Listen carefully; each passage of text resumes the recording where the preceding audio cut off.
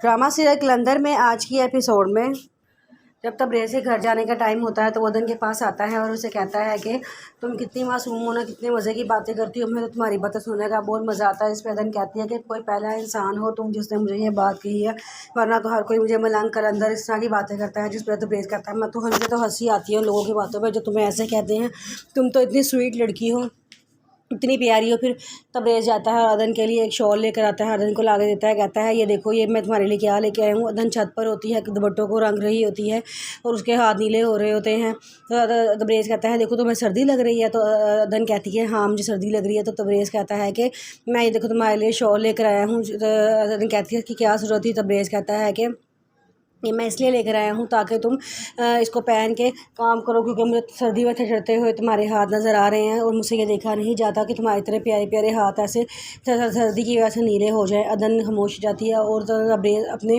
हाथों से शॉल निकाल के उसके ऊपर पहनाता है, जिस पे अदन एकदम बिल्कुल ही खामोश हो जाती है, सख्ते में चली जाती है।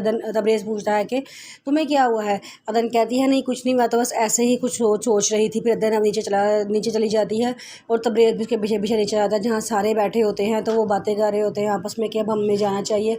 लेकिन उसकी चची कहती है कि आपको कुछ दिन मेरा ख्याल है कि और रहना चाहिए। लेकिन तायम्मी कहती हैं कि नहीं, मेरे बच्चे घर में अकेले हैं, मुझे उनकी याद सता रही है, मैं फिर आऊँगी और यहाँ पर डेंगू मच्छर ही बहुत ज़्यादा हैं, तो क्या पता मुझे किसी डेंगू मच्छर ने काट लिया। तो फिर तो चाची कहती है तो क्या शहर में मच्छर नहीं है। फिर उसके बाद चिड़िया बोल रही होती है, तो ताई कहती हैं कि वो देखो चिड़िया मुझसे पहले बोली जा रही है।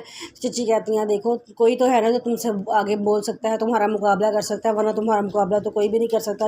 अदन के ताया और चचा आपस में बैठे बातें कर रहे होते हैं।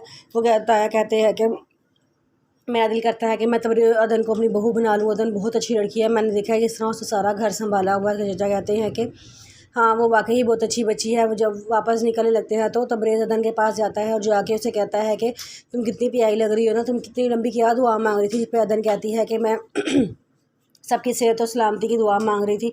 तबरेज़ कहता है तुम मेरे लिए भी एक दुआ मांगो। अदन कहती है क्या।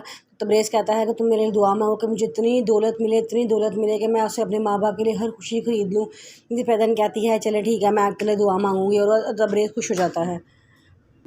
जब वापसी का टाइम आता है सारे एक दूसरे से मिल रहे होते हैं, तो तब अदन के ताया अबू खिचा के पास जाते हैं और जा कहते हैं कि मैं इंशाल्लाह बहुत जल्द वापस आऊँगा। खिचा कहते हैं हाँ इंशाल्लाह आप ज़रूर आइएगा। लेकिन ताया अबू कहते हैं मैं एक मकसद के लिए आऊँगा, वो मकसद ये होगा कि मैं अदन का रिश्ता मांगूंगा अपने तबरेज़ के लिए। उसके चचा कहते हैं क्या।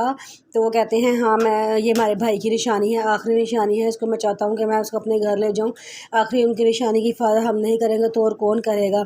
चचा कहते हैं हाँ ठीक है ये बहुत अच्छा हो जाएगा। फिर वो सारे रिश्ते में बैठ के घर वापस चले जाते हैं। अदन अपने बहन भाइयों को पढ़ा रही होती है और कहती है कि चचा जान घी ख़त्म हो गया, जब आप बाहर जाएंगे तो घी ले आना।